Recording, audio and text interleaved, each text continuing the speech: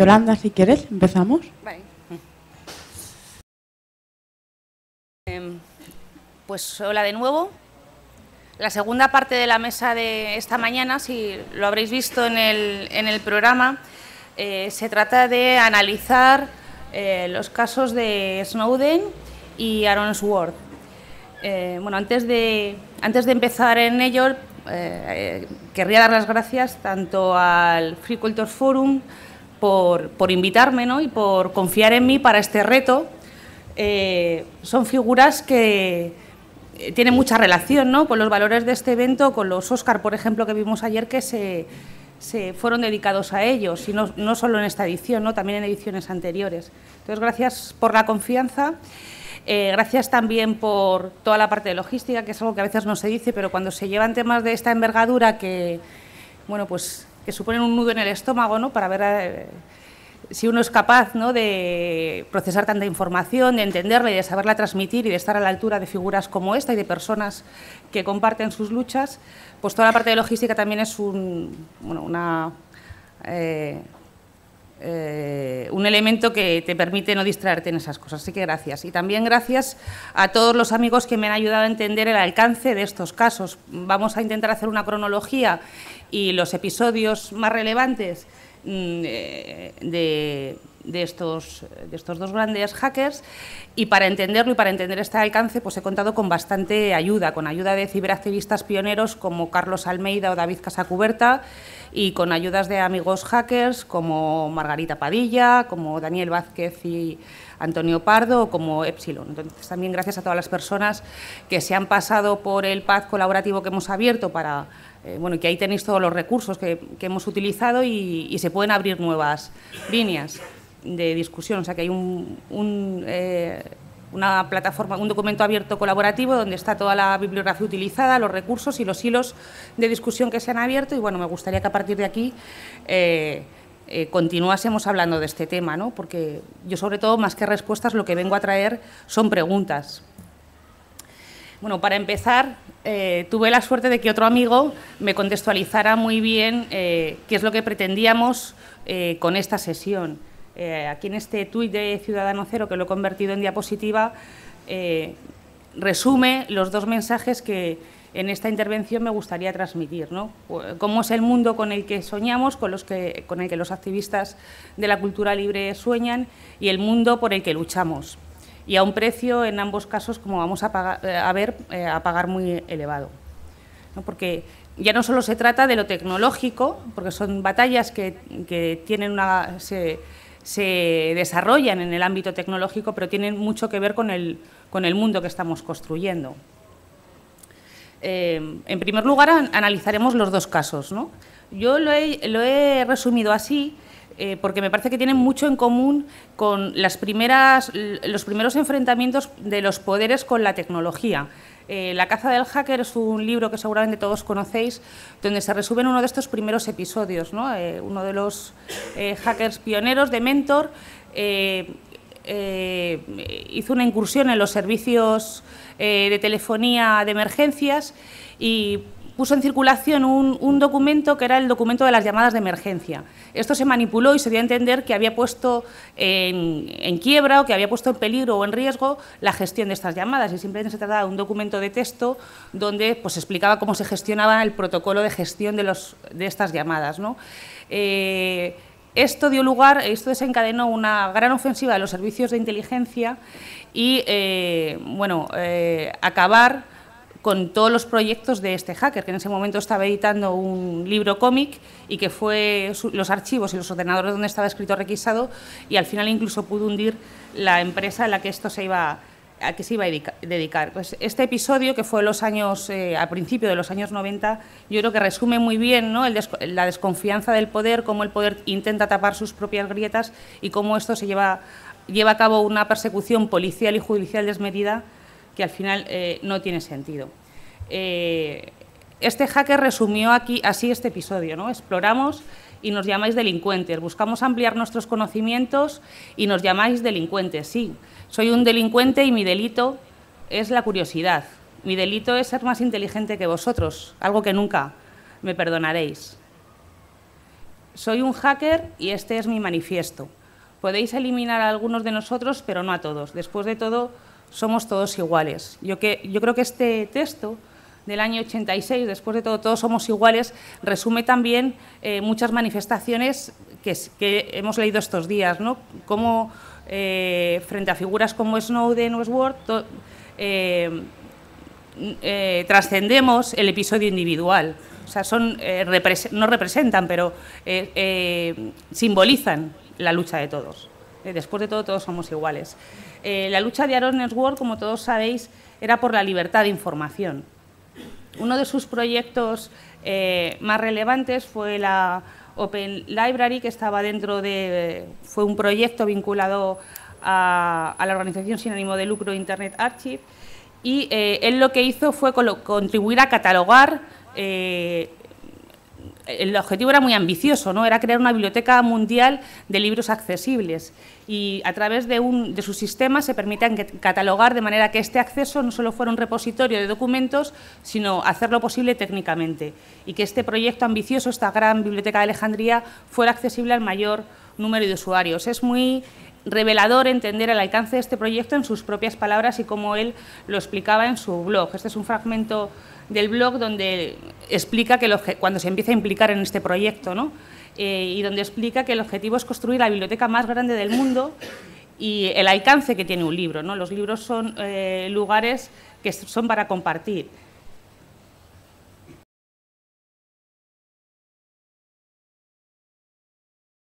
Y la verdad es que ha sido uno de los proyectos que ha tenido mayor alcance y va a tener bastante que ver con lo que al final va a ser el desenlace de su vida.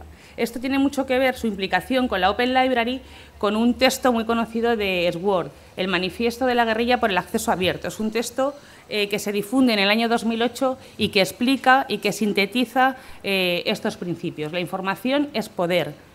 Y como todo poder, hay quienes quieren quedarse con él. Todo el patrimonio cultural y científico del mundo, publicado durante siglos en libros y en diarios, continúa siendo digitalizado y guardado por un puñado de corporaciones privadas.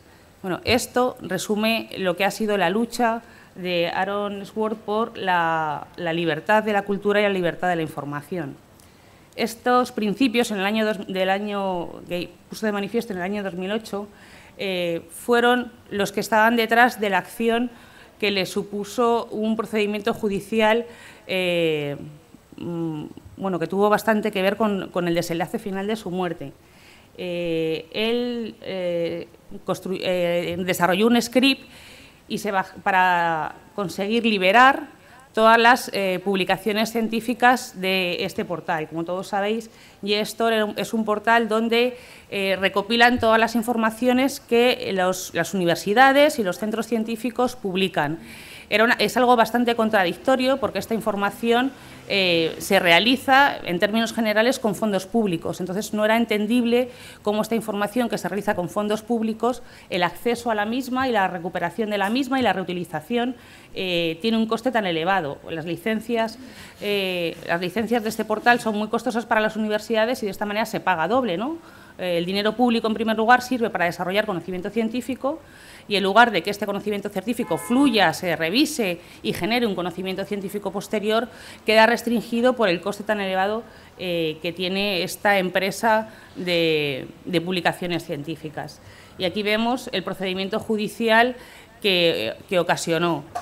Aunque al final el MIT, que fue el organismo donde Sword liberó los archivos, y también la propia editora retiraron los cargos, el Gobierno de Estados Unidos, en un fenómeno que vamos a ver que se repite, utilizando la dinámica de la caza del hacker, ¿no? De buscar una figura para teatralizar y para simbolizar y para exagerar hasta dónde puede llegar todo el peso de la ley, siguió adelante con este procedimiento, ¿no? Y veis los cargos que enfrentaba, las normas que, según la fiscal, había vulnerado y el coste que podía tener, ¿no? Un coste económico muy elevado y un coste económico y un coste penal también de pena de cárcel importante. Esta vista de este procedimiento estaba prevista para febrero de 2013 y, como todos sabéis, pues no se produjo porque Aaron nos dejó en enero, unas semanas antes de que esto se produjese.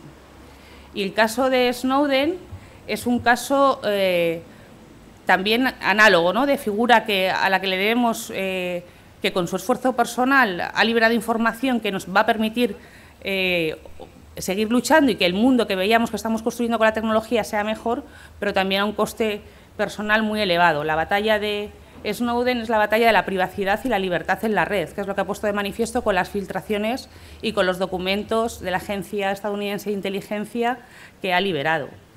En una cronología rápida de los acontecimientos, la ilustración es una ilustración de la Electronic Frontier Foundation, que vemos el símbolo de cómo la vigilancia del Estado, ¿no?, la sobrevigilancia que nos vigila, bueno, a través de nuestras comunicaciones telefónicas, Internet. Bueno, esto es un poco el calendario de los episodios que hemos ido conociendo. Snowden, como sabéis, primero no se identifica como filtrador, es un analista de una empresa subcontratada para los servicios de inteligencia de Estados Unidos que trabaja en Hawái, y antes de que supiéramos de su existencia, a principios de junio, el 6 de junio, el Guardian, y el 7 de junio el Washington Post difunden unos documentos que ponen en evidencia que en Estados Unidos se está produciendo un espionaje masivo e indiscriminado, que esto suponía un salto cualitativo. Es algo que las organizaciones de derechos civiles venían años denunciando. De hecho, si vemos la cronología que de este episodio hace la EFF, se remonta a principios de los años 2000, donde ya hay indicios y donde ya hay documentos y donde ya hay procedimientos judiciales de asociaciones de defensa de los derechos civiles con la Administración para denunciar esta situación o para demostrarla, y en el transcurso de este procedimiento consiguen liberar documentos que lo ponen en evidencia, es decir, que ya habían conseguido mediante un hacking jurídico ir liberando documentos clasificados para demostrar que esto se estaba produciendo. Sin embargo, nunca habíamos tenido una constancia tan manifiesta de este espionaje masivo y preventivo y alegal, porque a pesar de la ofensiva legal de Estados Unidos, todavía no hay ninguna cobertura que de una manera plena esto lo hiciera posible. El 6 de junio conocemos este programa, que se llama el programa Prisma, pero es que desde entonces, de una manera escalonada, se están produciendo nuevas filtraciones que estamos viendo que el espionaje se alcanza más allá, ¿no? Ya son los pinchazos telefónicos que se conocen en julio, o en septiembre, que hay perfiles individuales que están siendo extractados de toda esta gran masa de datos y traqueados, o en octubre que redes de encriptación y de anonimación como Tor habían sido atacadas, ¿no? Por fortuna, pues al final el propio equipo de Tor y los propios documentos ponen en evidencia que la NSA no fue capaz de romper el anonimato que permite Tor. Bueno, en este esquema se ve un poco el funcionamiento de cómo se estaba produciendo esta operación, ¿no? Un elemento muy relevante es que el programa PRIMS cuenta con la colaboración, todavía no se sabe hasta qué punto, de implicación y de conocimiento y de aceptación por parte de ellas, de las principales empresas tecnológicas, ¿no? Desde Microsoft, Apple, Google. El programa permite el acceso a los servicios de inteligencia a los servidores directamente de estas grandes empresas que son por las que todos pasamos, ¿no? Y de esta manera conseguir un gran volumen de datos, no solo de nuestro tráfico, o metadatos de quiénes somos, de dónde venimos, sino también los contenidos. Un debate que se está abriendo y que posiblemente se trate en mesas posteriores es hasta qué punto esto es eficaz, ¿no? Hay artículos que abren una línea de discusión interesante y que también están en el PAD, pues si os apetece discutirlos, es hasta qué punto el Big Data es eficaz con la excusa que los servicios de inteligencia han creado o han construido para justificar esto, ¿no? La excusa o el argumento es la seguridad nacional y detectar posibles conductas terroristas. Sin embargo, es una contradicción con la filosofía de los grandes datos. Los grandes datos lo que buscan son patrones que se repiten, y una actitud de riesgo, una actitud potencialmente terrorista, o una conducta o un sujeto es una anomalía dentro de ese Big Data. Entonces, no tiene mucho sentido utilizar las técnicas del Big Data o utilizar la filosofía del Big Data, que es conseguir un montón de datos indiscriminado, que es lo que hace el programa de seguimiento de PRINCE, que no solo persigue a alguien presuntamente delincuente, que también sería algo cuestionable si lo hace, vamos, algo no cuestionable, algo denunciable y rechazable si lo hace sin mandato judicial, sino que es un seguimiento indiscriminado. Y esto no tiene mucho sentido cuando se están buscando no patrones que se repiten, sino conductas anómalas que serían las de posible riesgo.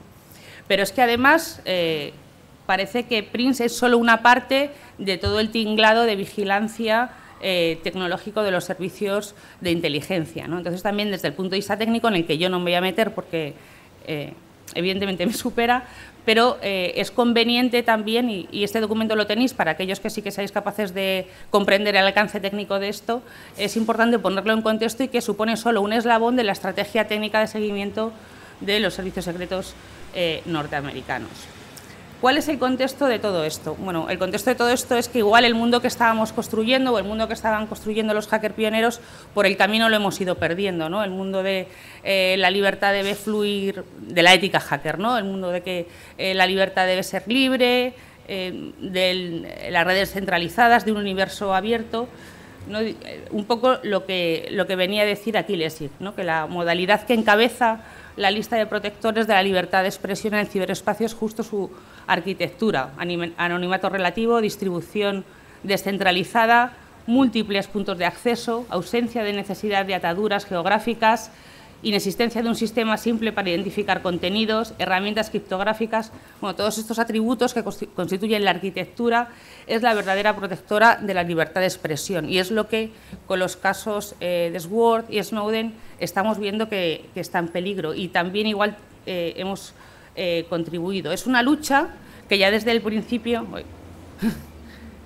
Vale. Es una lucha que no es nueva, ¿no? Desde cuando se estaba construyendo Internet, o cuando entre todos construíamos Internet, según la utilizábamos, se tenía mucho en cuenta. En una de las primeras regulaciones en este país, para regular la sociedad de la información, se creó esta campaña, ¿no? Internet no será otra televisión, será lo que nosotros queremos entre todos, no algo que me va a emitir a mí algo.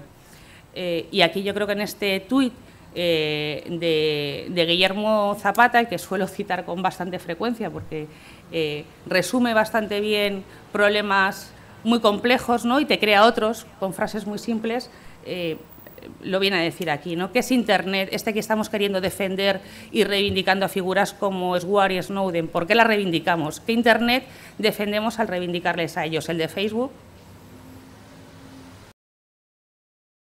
Bueno, y este es uno de los muchos mapas de Internet. Antes hemos visto otro, y este es el mapa de Internet en función del tráfico, y vemos que de un universo infinito que puede ser Internet, pues la mayoría lo hacemos un universo un poco más finito, ¿no? Un universo donde pasamos todo por esos grandes nodos como son Yahoo, Facebook, y que son los mismos que están vinculados con el espionaje masivo contra el que lucha Snowden. Me gusta mucho esta cita de David Casacuberta porque es una alerta y porque pone en contexto lo que estamos viviendo. Y también enlaza con lo que decía Lessig, ¿no? Internet no es una tecnología, Internet es lo que dice Lessig, es una constitución. Es una serie de conceptos que se ponen en juego y que podían ser muy diferentes. Y esto es importante tenerlo en cuenta, porque si pensamos que la red es libre porque es una tecnología, es imposible que dejara de serlo, ¿no? Porque los gobiernos no podrían controlarla. Sin embargo, es importante saber que lo que dice aquí David, ¿no? Que la red es una constitución que se la dieron 4 hippies, y en el sentido literal, porque está vinculada tanto al ámbito científico de los primeros informáticos del MIT, como a la contracultura de entonces. Es una red que se dieron 4 hippies y que les dejaron, que se fue. También en el libro, en la primera parte del libro, La tragedia del copyright, esto se narra muy bien, ¿no? Cómo Internet se ha ido desarrollando de una manera anárquica, con el caos. Está también muy bien narrado esta idea cuando se habla de... Bueno, ahí lo vais a encontrar. Y aguantará lo que aguante, y el día menos pensado saltará, ¿no? Entonces también es importante saber esto, ¿no? Saber que no solo es tecnología, sino que es una serie de valores y que todos contribuimos.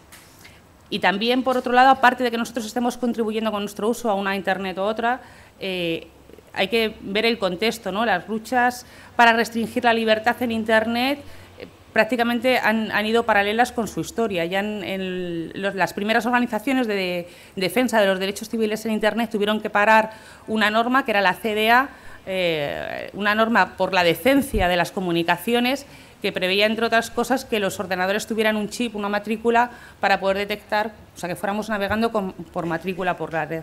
Y desde entonces ha habido muchas normas que en estos tres ámbitos, el de la seguridad, el de la privacidad y los derechos o el de la libertad de expresión, han intentado regular la red. A veces se ha podido ganar, ¿no?, como en el caso de algunas normas de protección del copyright, que vamos a ver cómo luchó Aarón contra ellas, pero en otros casos, bueno, el espionaje de la NSA se basa en una norma que se llama FISA, que permite a cualquier ciudadano rastrear información a cualquier ciudadano que no sea norteamericano. Entonces, no es algo nuevo. Aquí vemos un informe UNESCO donde resume estos tres ámbitos, ¿no?, de control de Internet, desde el espionaje preventivo a los derechos de autor, a los límites a la libertad de expresión mediante filtrajes o otros impedimentos técnicos para acceder a cualquier tipo de web, ¿no? Vale. Bueno, hemos visto que Internet y que estos programas de espionaje preventivo lo que pretenden es seguir nuestros pasos por dónde vamos navegando. Por suerte hay formas de luchar contra esto, o por lo menos equipararnos en la situación de los que nos siguen nuestros pasos en Internet, que es crear herramientas que, bueno, nos hacen posible ser conscientes de los pasos que estamos dando y conocer nuestra ruta de navegación para ser conscientes de los límites legales o geopolíticos de por dónde está yendo nuestro tráfico. Por ejemplo, esta herramienta, Border Check, desarrollada por Epsilon y presentada hace unas semanas, es una aplicación que permite ilustrar la realidad física y política de Internet y va realizando rutas que representan por dónde va transcurriendo nuestra navegación.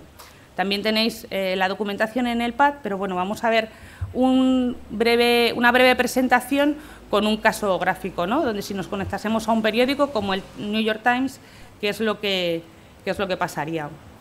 Nosotros veríamos que desde nuestro ordenador estamos accediendo, ponemos una dirección en Internet, que en este caso podría ser newyorktimes.com, y desde entonces nuestra ruta, nuestro tráfico, por dónde está pasando, ¿no?, a qué servidores llega, y de esta manera ser conscientes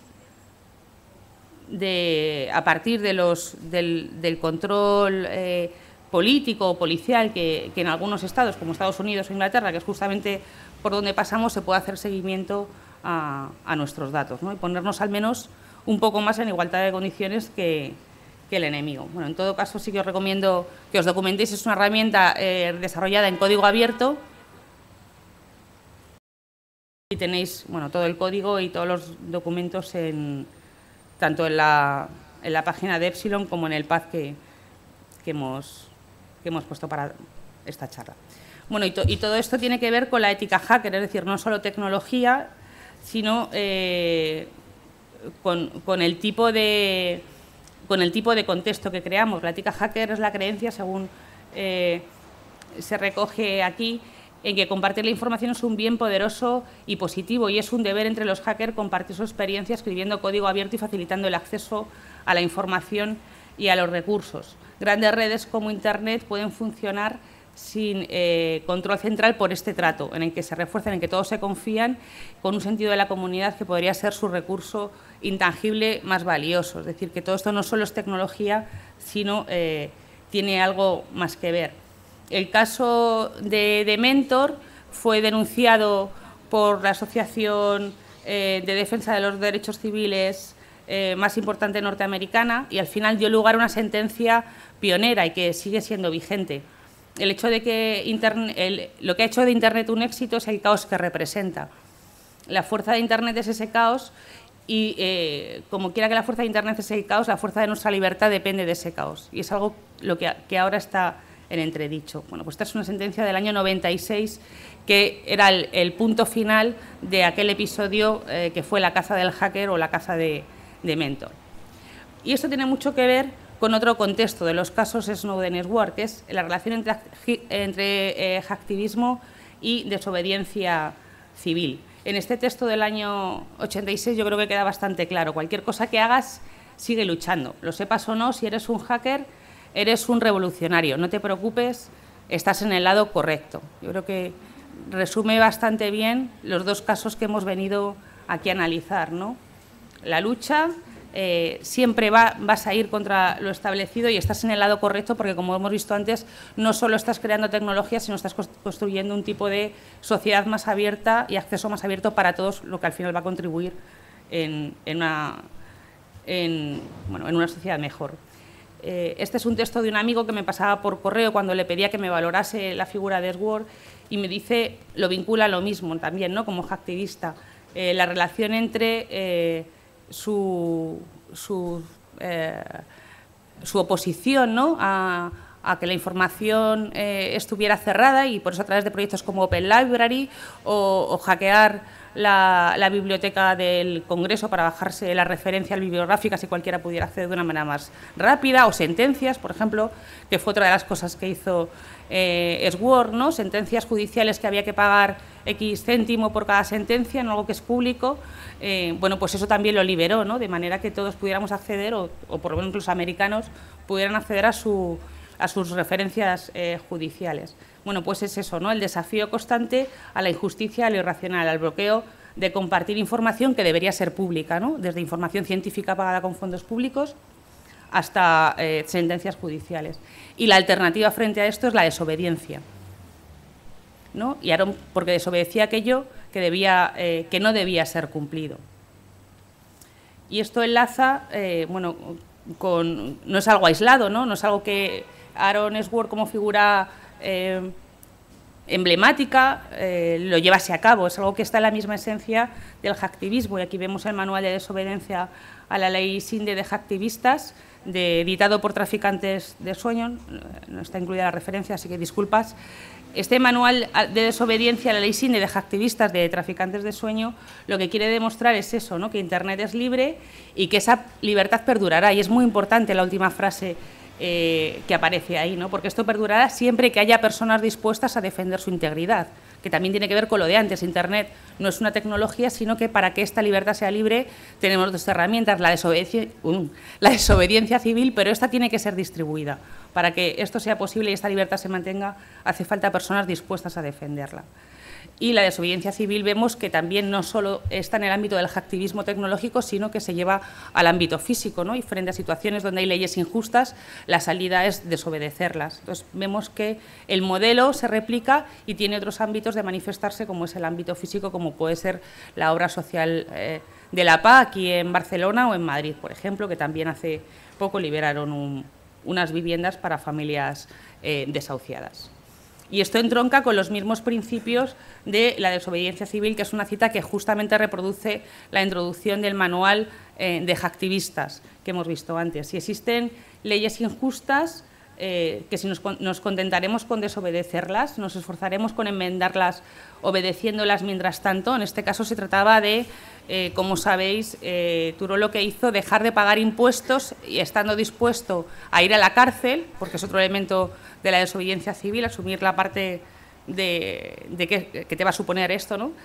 Porque estaba en contra del esclavismo. Y bueno, a partir de ahí desarrolló una teoría y supone el anclaje teórico de los movimientos de desobediencia civil, o la transgredimos. Bueno, pues fue la opción que en el siglo XIX tomó frente al esclavismo este filósofo, y posiblemente los movimientos sociales, en momentos donde hay leyes injustas, tanto en el ámbito tecnológico como en el ámbito económico y social, posiblemente sea la vía de hackear el sistema.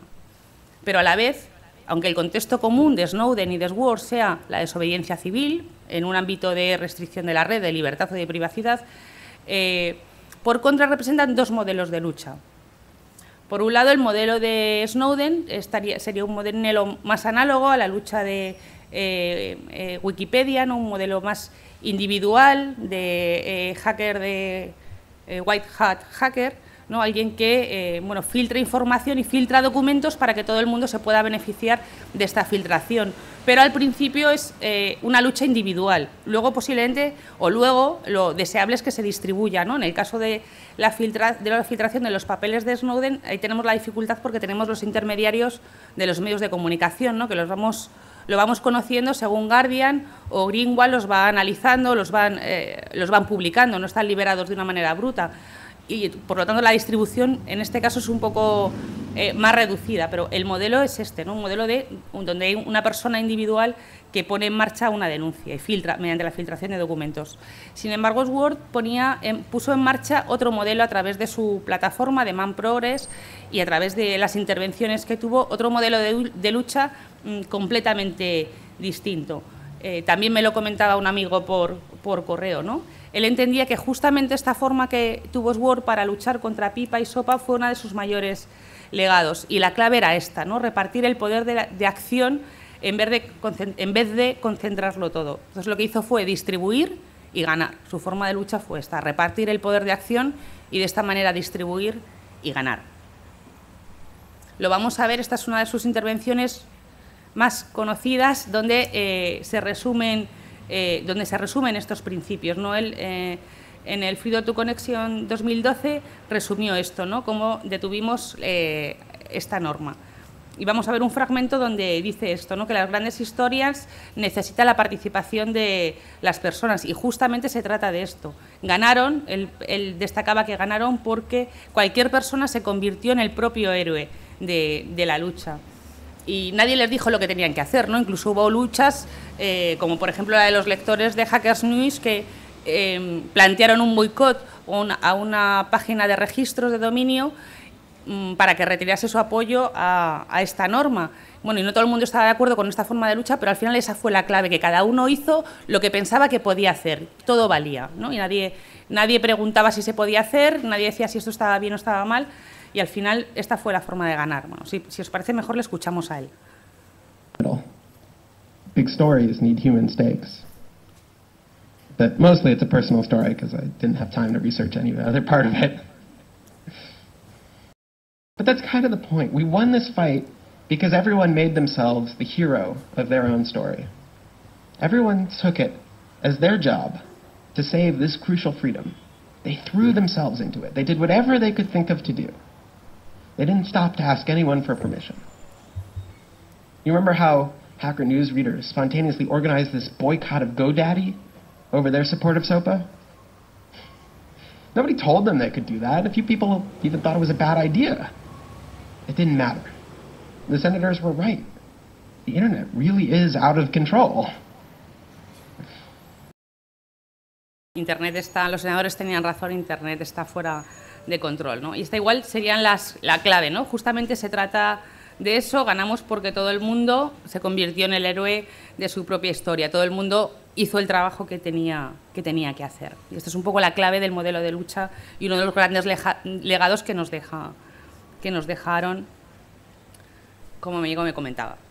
Y luego, otro elemento que a mí me interesa y que también es un hilo del que se puede tirar, ¿no? Yo aquí solo voy a plantearos algunas preguntas o algunas dudas que me ha surgido porque pues, requiere más análisis y más debate, es la relación entre Internet, el hacktivismo y los medios de comunicación, porque en todas estas historias han estado muy presentes. En el caso de Snowden, de una manera evidente, porque nosotros estamos conociendo cómo está funcionando la NSA a través de las filtraciones de los medios de comunicación. Hemos visto ese PowerPoint horroroso con lo que los servicios de inteligencia explican el funcionamiento de su red de espionaje a través del Washington Post o sobre todo a través del Guardian, donde se van publicando de una manera paulatina las distintas filtraciones. Entonces, considero que es relevante ver, ¿no?, el papel que tienen los medios y cómo están participando en toda esta batalla y en esta lucha. Hay un gran interés y de hecho la revista Time hace tiempo dedicaba una portada a analizar esto, ¿no? Y desde los enfoques más peregrinos. Aquí en este caso se buscaba un enfoque generacional. ¿no? A veces pues, también la intervención de los medios de comunicación facilita esto, ¿no? Facilita por un lado que la discusión se amplíe, pero por otro lado lo contextualiza igual en lo que no es relevante, ¿no? De aquí lo convierte en algo pues, espectacular, algo digno de comentar, ¿no? Grandes filtradores, pero en la información no entra más a fondo. Los tres elementos que yo creo que son relevantes para analizar el papel de los medios es, por un lado, la sentencia, por ejemplo, de Chelsea Manning, o el acoso al que ahora está sometido Snowden, o el desenlace final de Edward, ponen en evidencia que al final la desobediencia tiene un precio, ¿no? Un precio directo que te hacen pagar, o porque no puedes salir de una embajada, o porque no puedes volver a tu país, o porque si vuelves vas a tener una sentencia tan tremenda como la que ha sufrido Manning. Y esto, al final, es un aviso a navegantes. Y estos navegantes ya no son solo los hackers o cualquiera que pueda filtrar, afecta también a los medios de comunicación. Entonces, esta vulnerabilidad, los medios también han sido conscientes de esto. Entonces, esto sería un elemento, ¿no? Un elemento hasta qué punto este acoso a los hackers o a las personas que filtran información puede estar poniendo en evidencia la libertad de información y también el papel tradicional, ¿no?, de un medio de comunicación. Otro elemento, la importancia de las filtraciones. Aquí hay un fragmento del kit de la lucha en Internet donde yo creo que Charlie de Hacktivistas lo resume muy bien, y de hecho así Marga lo destaca en el libro, porque precisamente lo reproduce literalmente. O sea, la contrainformación frente a la contrainformación tradicional, ¿no?, de sistemas de portales donde se divulgaba y donde se emitía información de la lucha, bueno, pues ahora eso ya no tiene sentido. La contrainformación del siglo XX sería esta, ¿no? O revelas secretos o los analizas. No necesitamos portales, sino necesitamos analistas. Esto no solo lo estamos viendo en el caso de Snowden, sino recientemente con la filtración de los papeles de la contabilidad del PP, donde se pasó de depender de unos medios de comunicación que la estaban filtrando a cuentagotas y por intereses muy políticos y económicos, ¿no?, por el propio interés del medio de comunicación que lo estaba filtrando, y una lucha de poder entre tendencias del mismo partido, y había medios de comunicación que habían tomado postura por una parte de un partido y están utilizando la filtración de la contabilidad del PP para ser parte en esta tensión. Y bueno, la filtración que se produjo de la contabilidad B, y como todo el mundo se puso a trabajar sobre ella. Esto también genera debates interesantes, porque se produjeron fenómenos curiosos como aquella información falsa de que se había dedicado un dinero muy relevante a comprar un pony, y luego se vio que era falso, ¿no? Y hasta qué punto la información distribuida pierde por estos fallos o gana, ¿no? Porque yo creo que en este caso se gana. O sea, la filtración, y cuando se analizó y se empezó a compartir los papeles del PP, no era tanto acreditar si era cierto que se había comprado el pony o no, sino lo que se está haciendo era una labor de erosión de las élites tradicionales. Entonces, esta labor de erosión era un poco ajena, independiente de lo que se estuviera transmitiendo. Pero bueno, en definitiva, destacar esto, ¿no?, que el futuro de la contrainformación va a ser esto, va a ser la filtración de documentos y el análisis. Y luego, por otro lado, el papel cómplice, que lo vimos ayer también, que nos lo destacaba David Bravo, de los medios de comunicación en todo lo que tiene que ver con la cultura libre. Los medios de comunicación sabemos que son conglomerados de industrias culturales, que forman parte de complejos que son propietarios también editoriales o empresas discográficas, y bueno, pues en ocasiones son correa de transmisión de mensajes como este, ¿no? Perdidos en el ciberespacio, por lo menos el titular era bastante elocuente de lo que veíamos a continuación, ¿no?, que eran una serie de afirmaciones con muy poco sentido y que efectivamente parecía que estaban perdidos en el ciberespacio, porque entre otras cosas se hablaba de descargas ilegales, ¿no? Y vemos ahí en el hashtag #LoBigPrisa esto, que los medios de comunicación, otro tercer elemento de intervenir es este, ¿no? Siendo cómplices de sus esclavitudes empresariales de los conglomerados multimedia de los que forman parte. Y ya por último, el último elemento, ¿no?, para reflexionar, que a mí me sugiere el caso de Snowden o el caso de Edward, es, bueno, a partir de ahora, ¿qué?, ¿no? ¿Cómo podemos actuar frente a estos casos? Bueno, y está introducido con esta tensión, tecnología y política. Cuando se empezaron a conocer la filtración de los papeles de Snowden y del espionaje masivo, al tiempo se empezó a divulgar todos los elementos que tenemos para navegar de una manera segura, de una manera anónima, todas las herramientas que hay, pues Tor, el software libre que nos permite pues, sistemas de correo electrónico más seguro y que no sean traqueados y que no formen parte de las grandes empresas que cooperan con los servicios de inteligencia. Entonces ahí se crea esa tensión, ¿no? La responsabilidad ahora que sabemos que somos vulnerables y que Internet ni es tan libre, ni es tan privada, ni es tan anónima, ¿cuál es, no? Que nosotros optemos por esto, ¿no? Por cambiar las herramientas que utilizamos o habría otra solución, ¿no? Entonces, el dilema es este, ¿no? Técnicamente siempre iremos a la defensiva, es una de las opciones. La ofensiva está en lo político-jurídico, es decir, si tenemos unas normas de protección de datos, igual la solución es que no todos nos volvamos, bueno, asumamos el peso de todo esto, porque para el común de los mortales es, bueno, renunciamos todos a usar Facebook y Twitter con el potencial que tienen también esas alianzas monstruosas en muchos casos para muchas luchas, ¿no? Para hacerlas masivas. O está en el ámbito político-jurídico y exigimos a nuestros responsables leyes más estrictas y que las hagan cumplir con sanciones millonarias. U otra opción, ¿no? Que una amiga me lo advertía, no estando muy de acuerdo con lo anterior. No estoy segura que la política sea una capa suprema.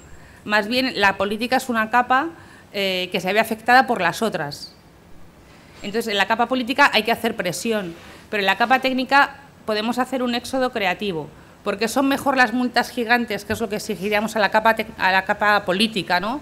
Si Google vulnera la protección de datos europea, que además recientemente ha sido revisada, ¿por qué no se le imponen las multas que esta actitud y que su desprecio a los derechos de privacidad de los europeos supone?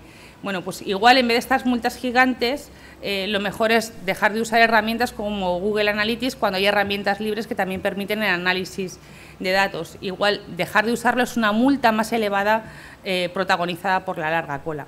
Yo no tengo solución a este dilema y yo creo que la tensión en el futuro estará en esto, ¿no? En ver cómo luchamos y posiblemente sea combinando ambas formas de acción. Y bueno, ya para terminar, no creo que haya mejor forma que terminar con estas palabras de Aaron. Si empezamos a ver cómo la responsabilidad, y que tiene que ver un poco con la solución a este dilema, si empezamos a ver cómo la responsabilidad de otros hacer esta tarea y que nuestro único trabajo es ir a casa y acurrucarnos en el sofá y hacer palomitas de maíz y ver Transformers, entonces la próxima vez ellos podrían ganar. Y nos decía Aaron, no vamos a dejar que esto suceda. Gracias.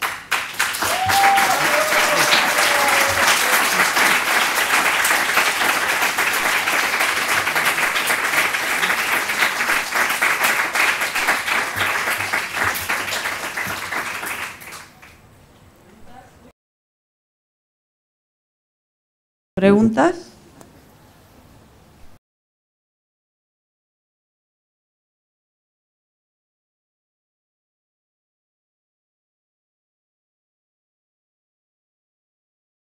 Yo, bueno, primero felicitarte, Yolanda, me ha encantado y creo que Aaron se merecía un homenaje así en este momento. La verdad es que es un caso muy fuerte por la figura que era él y lo que ha hecho, pero yo te quería preguntar sobre... O sea, la tensión, bueno, ahora vamos a hablar un poco después en la mesa sobre la tensión entre la dimensión pública, ¿no?, de la intervención o de esta apropiación de este espacio privatizado de las redes sociales, ¿no?, para la acción colectiva que tanto hemos vivido entre 2011 y 2013, y la relación entre el control, la trazabilidad, pero al mismo tiempo el anonimato, ¿no?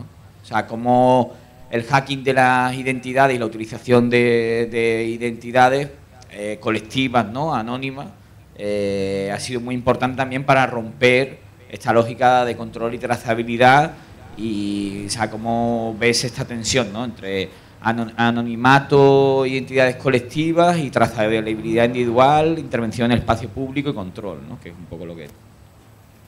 Bueno, ¿y tú me lo preguntas? O sea, no sueltes el micrófono porque, claro, yo creo que tú puedes explicar eso mejor, ¿no? Eres una persona que has tenido mucho que ver con el desarrollo de N-1 y que te garantizaba esto, ¿no? Herramientas libres, herramientas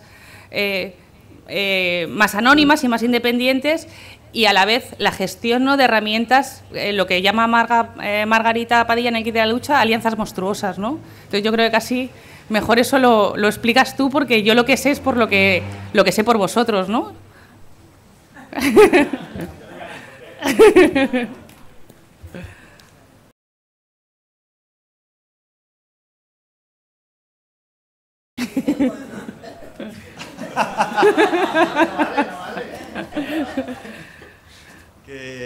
Bueno, también felicitarte por la presentación.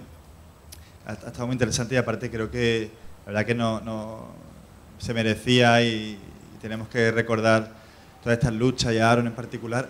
Y precisamente al hilo de la lucha de Aaron y también de la cita que hacía hacia el final, en la técnica vamos a la defensiva y a la ofensiva vamos en el plano político-jurídico, te quería preguntar, o si quieres comentar yo y por si tú sabes más de eso, que creo que por lo que me cuentan, la repercusión del caso de Aaron ha sido muy muy fuerte en Estados Unidos, en la comunidad activista y en particular además creo en la propia comunidad académica en torno al MIT, también Harvard y todo esto.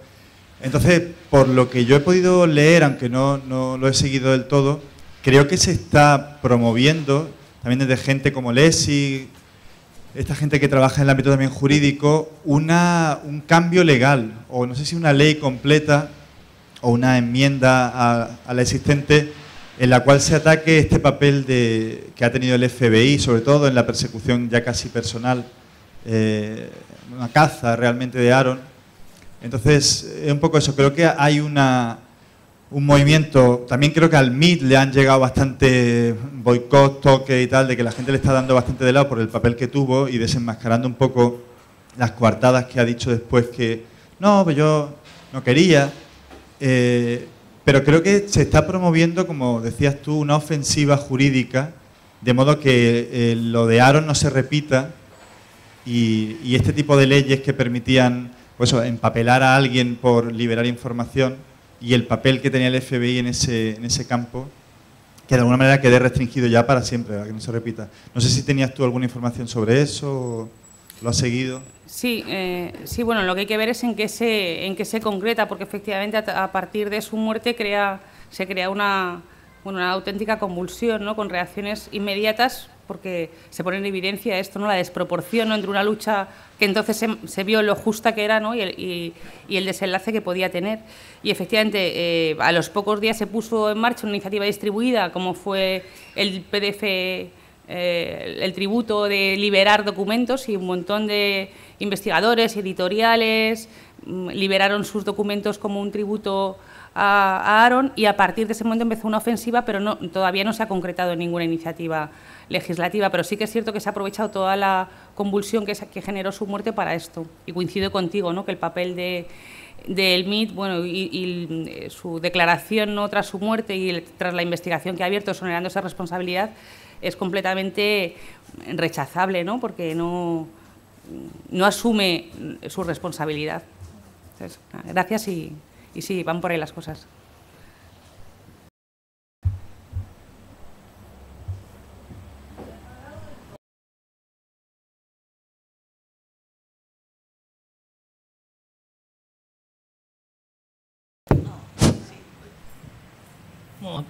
Felicidades por la presentación, yo creo que es bastante completa y como bastante difícil de hacer como líneas en todo ese caos que decíamos.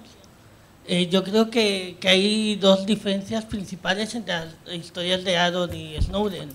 La primera y más obvia es que el caso de Aaron, cualquiera que esté en una universidad lo puede replicar, es decir, casi todas las universidades tienen acceso a esos papers y se puede reprogramar un script similar a él y volverlo a subir al torrent como se hacía. Es decir, es un ejemplo en el sentido que además perfectamente es replicable por cualquier universitario académico. Mientras que el caso de Snowden es justamente el contrario, es de una persona que está dentro de una, al menos, no una élite, pero sí en una parte, pues, de alguna manera, servidumbre de ella, que es capaz de acceso privilegiado a información que no cualquier mortal puede, ¿no? Pero sobre todo, mientras que en uno claramente hay una vocación de que el caso de Aaron es también es una pérdida, pero es también una demostración de una posible victoria. En el caso de Snowden, yo creo que es lo contrario, en el sentido principal que unos campos que había ganado el software libre seguro había sido la criptografía. La criptografía había una visión colectiva de que tenía que ser, de que la forma de que fuera segura era que fuera pública, abierta y posible investigar sobre ella. Y lo cierto es que las revelaciones de Snowden lo que demuestran es que durante años el gobierno estadounidense ha estado metiendo bugs en esa criptografía pública que significa en la práctica que todos esos métodos de validación comunitaria que teníamos no han sido válidos y que han atrasado, y que en la práctica supone posiblemente volver a modelos criptográficos más de mediados del siglo XX, donde cada estado generará sus propios modelos criptográficos y lo que es la ciudadanía pues tendrá que optar por herramientas comerciales o libres, pero que no tendrá posibilidad de saber hasta qué punto estará protegida, ¿no? Que yo creo que esa es como la gran diferencia y lo que ahora se puede manifestar ayer mismo con la publicación de que 35 presidentes y 200 grandes cargos importantes de países habían estado dentro de la investigación del gobierno estadounidense.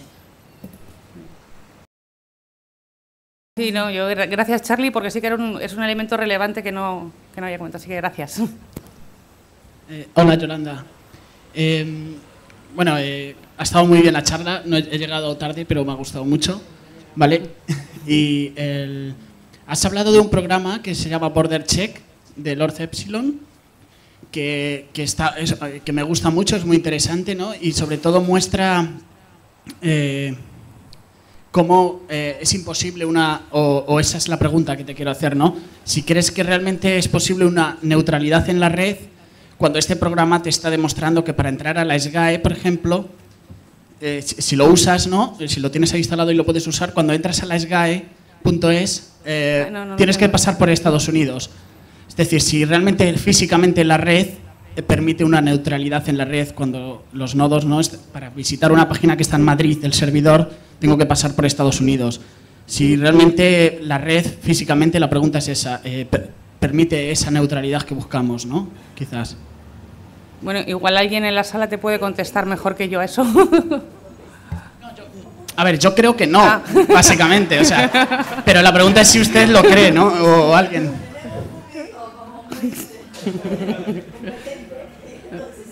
Vale, quizás proyectos como, bueno, wifi.net o otros, ¿no? De crearnos nuestras propias redes harían que fuese realmente posible una neutralidad. Eso pienso yo, pero bueno, vale, el programa. Vale, creo que no es posible esa neutralidad porque si yo tengo que visitar webs que están controladas, o sea, perdona, servidores, cuando estoy navegando, routers, perdón, que están en Estados Unidos, bajo el control de Estados Unidos, por ejemplo, y cada vez que estoy visitando una web que está aquí en Barcelona, por ejemplo, o en Madrid, es imposible, ¿no? Perdón. La única solución que se me ocurre es lo que comentaba Charlie, el tema de encriptar, ¿no? La comunicación que tengas con otros servidores y tal. Sí, en principio se lo cifras, pero si los datos que están revisando, tal, no sé, ya me parece que nos metemos en el tema técnico y vamos a que... Sobre todo hay un problema, o sea, la semana pasada el Telefónica alemán, que no recuerdo la TE, creo que es, lo que planteaba es que ante las revelaciones de que Estados Unidos nos estaba vigilando, lo mejor es que la red Internet alemana sea suya, sea solo de ellos, y luego haya canales para conectarte a Internet, que es prácticamente ese modelo que planteaba Telefónica en los años 90 para España. Eso es también súper peligroso. O sea, claro, al final es muy aplicado ese modelo iraní o chino de no, todos mis servidores están en home y claro, o sea, eso te protege de que te espíen fuera, pero dentro está... Sí, que, bueno, también está el caso de Brasil, que también querían hacer como un hub importante de comunicaciones para saltar esto de Estados Unidos. También en América Latina se habla de hacer un anillo de fibra que sea tal, por ahí sí, va más por el lado de potencias, ¿no? Nacionales, regionales, tal. Bueno, no, yo nada más que algo para agregar al debate. También me parece que parte, digamos, de todas estas discusiones que estaba comentando Charlie, ¿no? Se llama Charlie recién, tiene que ver también con el fracaso, digamos, de lo que han sido los foros de gobernanza de Internet, el IGF y todo eso, digamos, y el poco acceso que hay a los organismos como ICANN y demás. Que también, digamos, o sea, creo que tenemos que hacernos una crítica como activistas en estos temas, digamos, respecto de muchas discusiones que se dan a veces, por ejemplo, cuando fue todo el tema de la ITU, creo que fue en enero de este año, si mal no recuerdo, no, fue en diciembre del año pasado. Cuando fue toda esta discusión, digamos, alrededor de, bueno, no, los gobiernos quieren controlar Internet, en buena medida, digamos, promovida también por Google, este fantasma, digamos, de que los gobiernos querían controlar Internet, digamos, cuando en realidad, en definitiva, nunca se está cuestionando quién es el que efectivamente controla Internet, digamos, que sigue siendo el gobierno de Estados Unidos, obviamente. Y entonces nuestra posición muchas veces como activistas es, bueno, no, cuidado con que los gobiernos quieran regular Internet. Bueno, cuidado con lo que se está discutiendo en la ITU porque finalmente los gobiernos se van a encargar de controlarnos a todos y censurarnos y espiarnos, etcétera, etcétera. Y después, digamos, finalmente terminan pasando esta clase de cosas que demuestran que efectivamente, digamos, por más que no esté en la ITU o no esté atada a tal o cual organismo en particular, digamos, no hay ninguna chance de tomar decisiones a nivel real político, digamos, o sea, porque las discusiones políticas están pasando por otro lado y están pasando por otro gobierno, digamos, y es un solo gobierno que está controlando todo. Bueno, eso, digamos, como reflexión nomás, ¿no? O sea, ¿cuál es nuestra posición, digamos, como activista frente a esta cuestión?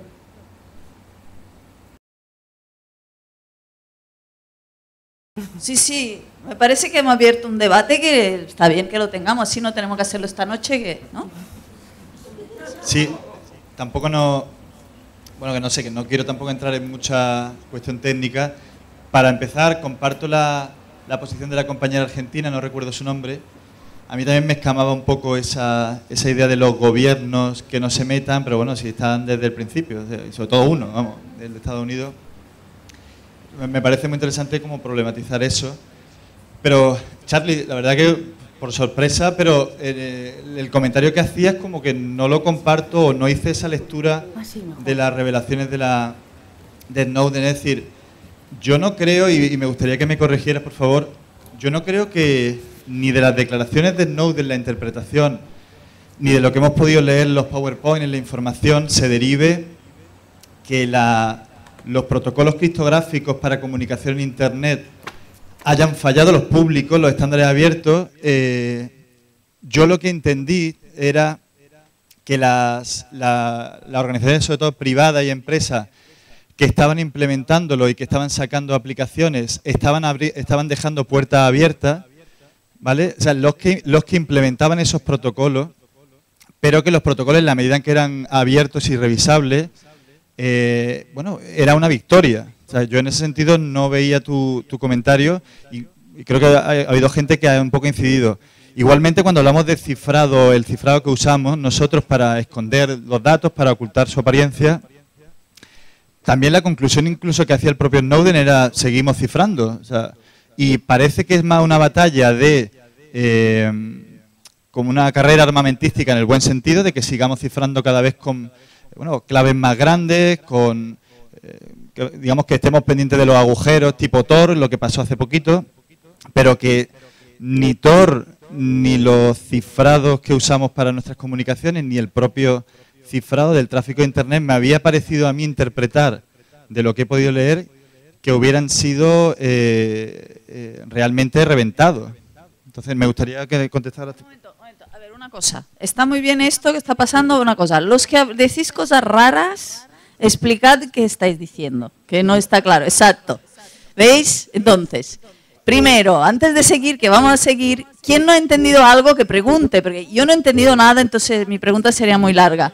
Pero si alguien lo ha entendido un poco más y puede preguntar, intentamos saber de qué estamos hablando, primero, los demás, y luego le pasamos el micro a Ander.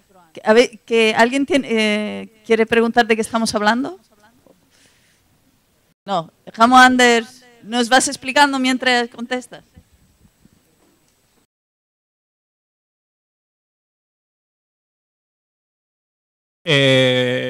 Bueno, seguro que lo voy a explicar mal porque la criptografía tampoco es lo mío, tal, pero hubo un caso uno de estos algoritmos que habían sacado hace relativamente poco, tipo 2006 o 2008, y que no era un error de la implementación, sino que era un error ya del paper en el que hacían el papel de que hay un número mágico que era el backdoor, vamos, pero efectivamente también pasó que en su momento cuando salió, la comunidad saltó diciendo, che, que este algoritmo es lento, es malo y hace cosas raras, entonces no te ponemos la firma. Pero aún así hubo varias empresas que sí lo implementaron, creo que así la más grande fue RSA, ¿no? Un peso pesado había sido. No sé si Charlie quién es. Así que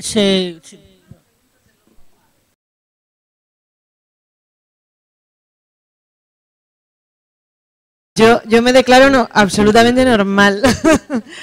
Yo quería, si he entendido un poco así, de lo poco que he entendido, yo quería plantear una especie de ansiedad creciente, ¿no? que se me va manifestando, y es, vamos a ver, si Internet efectivamente no es seguro, si tenemos la necesidad de asegurar lo más posible nuestras comunicaciones porque estamos siendo espiados por el gobierno norteamericano, si tenemos que entrar en toda esta idea de la criptografía, de encriptar nuestras comunicaciones, de buscar, de la misma manera que más o menos hemos ido progresando en el hacernos identidades colectivas para precisamente disfrutar de más libertad de acción. Pero, claro, yo me encuentro ante un vértigo y es, narices, ¿cómo combinamos esto con la gente normal? Es decir, porque yo no sé encriptar mis comunicaciones. No me parece una cosa sencilla y cómoda en mi cotidianeidad. La posibilidad de tener que encriptar todas mis comunicaciones añade una capa de complejidad a mi vida que no sé si estoy capacitada para asumir en tiempos, en recursos, en investigación, en conocimientos, etcétera. Y si a esto le unimos que yo, por nuestra experiencia personal y colectiva, estoy 100% a favor de la afirmación de que la acción o la contrainformación ha de ser distribuida, pues aquí tenemos un problema, señores, y es que o hacemos que todo esto sea muchísimo más accesible, muchísimo más competitivo, porque tanto en el ámbito del puro activismo como en el de nuestras prácticas diarias y profesionales, dar el salto al software libre es complejo, pues yo creo que tenemos ahí un problema gordo.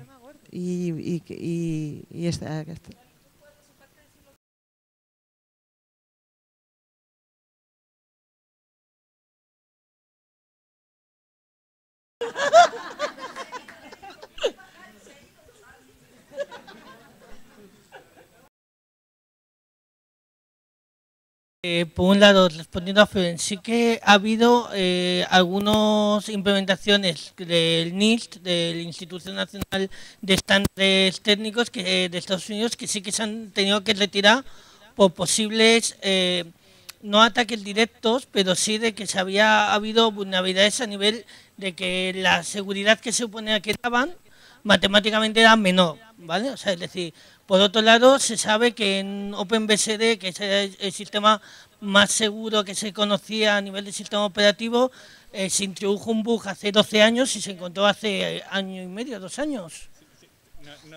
Técnicamente no se encontró, sino que el desarrollador saltó diciendo que le habían pagado por introducirlo. En Debian había un fallo de las conexiones seguras durante 5 años, que ahí se ha acuñado por un error, pero que dentro de esas revelaciones podría tener sentido dentro de toda la lógica que estamos viendo. Es decir, eso genera un problema, y es que, sobre todo, que eso que ha hecho el gobierno de Estados Unidos para poder espiar a las comunicaciones, no solo se podía aprovechar de esa debilidad de ellos, es decir, que en cierta manera la visión que se da dentro de incluso Estados Unidos es: has puesto en peligro las comunicaciones, las transacciones económicas, la banca privada, etcétera.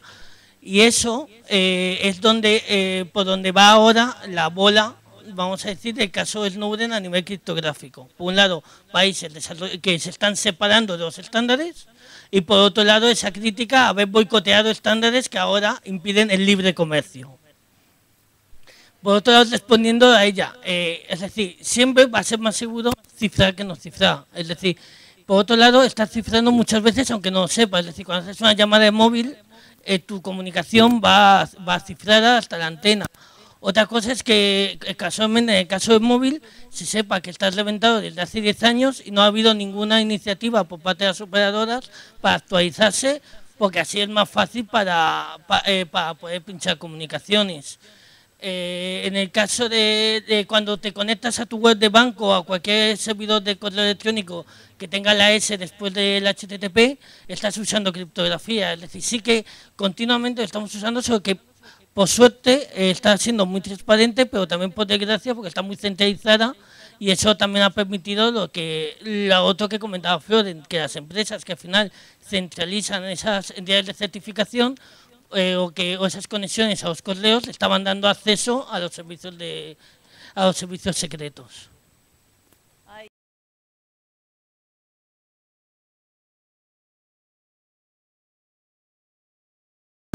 Bueno, yo no tengo ni idea de nada de lo que está diciendo nadie, pero bueno, voy a hablar igual, aunque no sé si debería de hacerlo.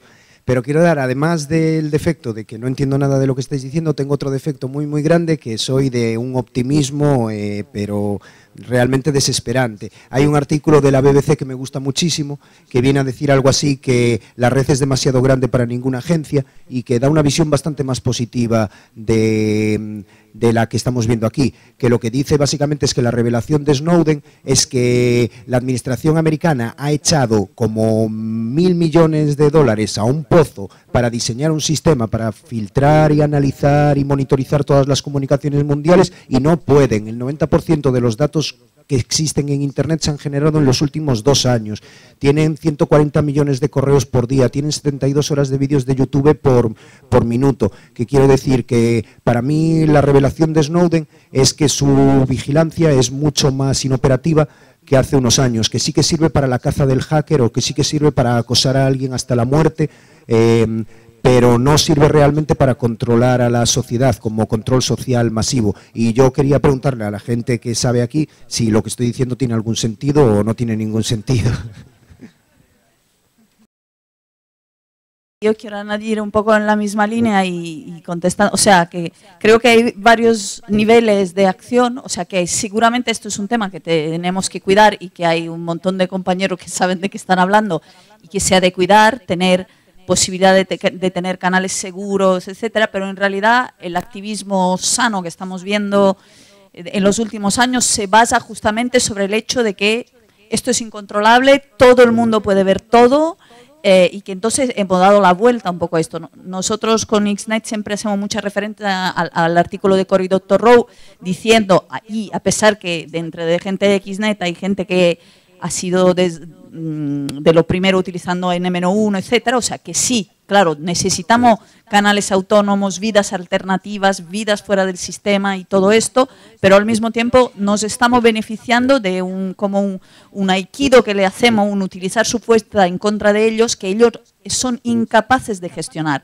El hecho de que utilicemos, Cory Doctorow en su artículo dice siempre que el hecho que utilicemos Facebook y Twitter, que sabemos que es el diablo, que es el mal, pero para levantar revoluciones les meten un apuro tremendo, porque una cosa es que te cierren tu N-1 y otra cosa es que cierren Facebook. Explícale tú a todos los que van ahí para ver fotos de gatos y tal, que han tenido que cerrar Facebook, porque con Facebook se arman revoluciones. O sea, esto no se puede decir. Entonces, de momento, y yo estoy de acuerdo con la línea de Sergio, tenemos un problema, pero ellos nos tienen como un problema bastante mayor.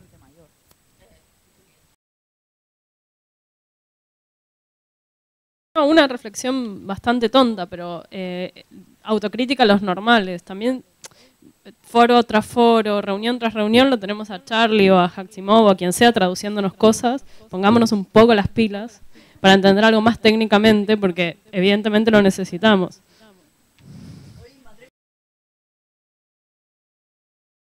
Bueno, yo no me acuerdo qué iba a decir igual, pero en realidad estaba pensando, digamos, que justamente en este tema de la traducción, digamos, no sé si se entendió la idea esta del tema del cifrado de los certificados SL y por qué depende de una empresa privada, digamos. O sea, si alguno de los técnicos lo podría explicar, digamos. O sea, yo más o menos entiendo el tema, pero hasta por ahí nomás, entonces por ahí estaría bueno.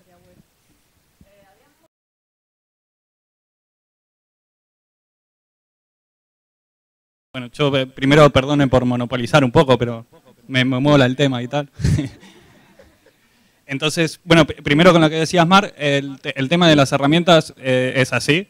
O sea, hay herramientas que sí están muy maduras y sí son muy fáciles de usar. Por ejemplo, yo uso todos los días OTR, que es encriptación para mensajería instantánea, tipo para Gmail, Facebook, tal, funciona con todo. Y se puede usar en Pitching o Adium. Adium lo trae por defecto, tal. Y la verdad que mola y es muy transparente y es muy fácil. Pero, por ejemplo, para encriptar correos, GPG es una porquería y es muy complicado y, vamos, me cuesta hasta a mí y le cuesta a todo el mundo, ¿no? Entonces, sí, lo de las herramientas todavía hay algunas que están muy verdes, pero hay otras que ya están muy maduras. Después, con lo que decía Sergio, de Ciudadano Cero, lo del tema de la cantidad de data, sí, un poco es así, pero también el principal problema es que las herramientas que tienen ya tienen en cuenta eso. Entonces, por ejemplo, creo que era con XKeyscore, que es una de estas movidas que tiene la NASA, que están súper chulas, bueno, la NSA y tal, que justamente lo que hace es filtrar todos estos datos y poder decir, bueno, estoy buscando a esta persona, tráeme toda la comunicación de esta persona.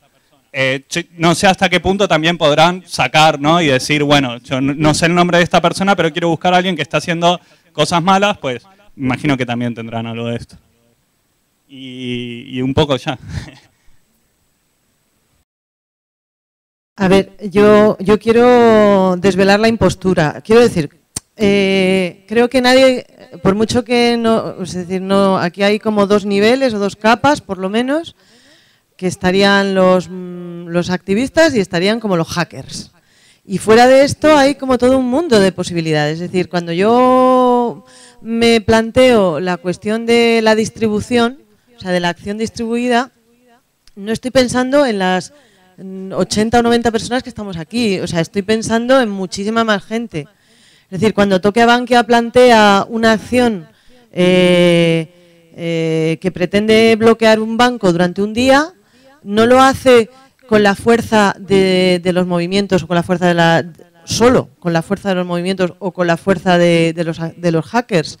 Lo hace contando con la energía de muchos miles de personas que desde sus casas, desde sus oficinas, bajándose a comprar el pan y desviándose un rato, se acercaron a un banco y pusieron su energía por teléfono o físicamente en las oficinas en ir a realmente bloquearlas desde su cotidianeidad. Esto es a lo que yo me refiero cuando hablo de gente normal. No me refiero a las personas que estamos aquí, que podemos hacer un esfuercito más en incorporar ese programa de encriptado del que hablaba ahora Ander. Que por supuesto en algún momento lo haremos. Pero yo por un lado apuntaba a la necesidad de que generemos también actitudes y herramientas que vayan más allá de la necesidad de encriptarnos. Y por otro lado, pues no sé, pues que contemplemos eso, no sé, que las herramientas que usemos utilicen, o sea, ya digamos como tirándonos la pelota a los hackers, que las herramientas que usemos efectivamente lleven todo eso incorporado y que no sea necesario un aprendizaje extra, ¿no? Pero sobre todo, y en la medida de lo posible, que nos liberemos también, o sea, yo estoy 100% con el compañero, ¿no? De decir, bueno, es que el volumen es tal que yo creo que donde estamos jugando la baza es bueno, pues lo que decía alguien en el escenario ayer, ¿no? De enjambrarnos, pues de eso va la cosa.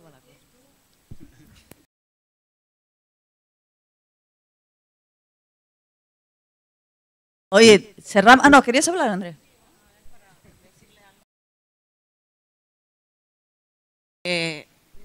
Sobre lo que decías, Mar, creo que no solamente tiene que estar todo el peso en la parte técnica, ¿no?, de que las herramientas sean más usables y tal, sino también veo de compartir el conocimiento. Cada vez que una persona que no sabe le explican cómo hacerlo, que esa persona a su vez explique cómo encriptar las comunicaciones, ¿no? También es una responsabilidad de gente que comunica, de gente que está participando en cada movimiento, ¿no? de poder compartir la información y educar cómo se pueden hacer para utilizar estas herramientas. Sí, sí, sí. O sea, yo, por ejemplo, cada vez que Bueno, ¿paso?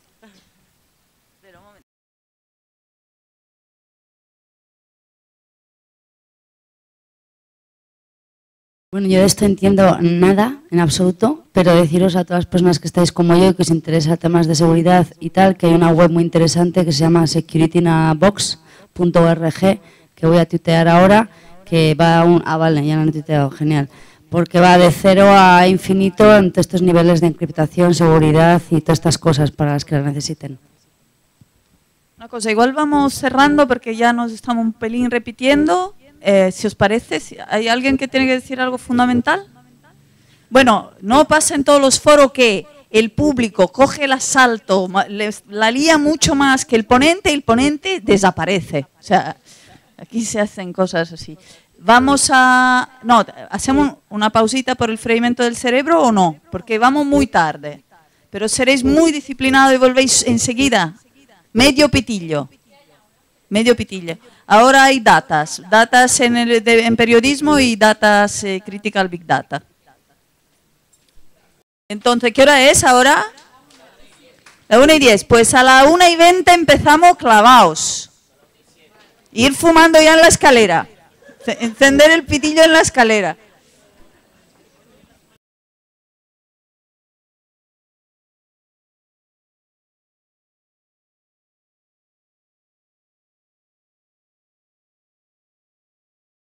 Comer galletitas aquí del servicio de galletitas porque iremos